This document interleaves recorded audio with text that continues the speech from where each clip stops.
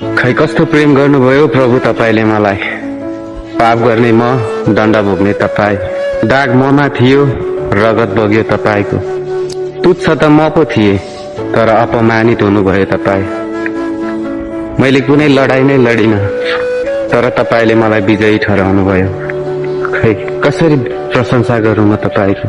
मेरो हृदयभित्र भरिएको कुनै पनि शब्द तपाईको प्रशंसाको लागि कमै हुँदछ।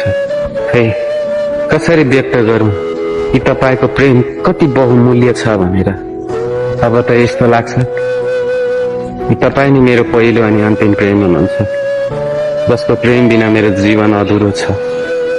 त्यसैले संसारको कुरालाई होइन, तपाईको प्रेमलाई अँगाली अघि बढ्न चाहन्छु। येशू।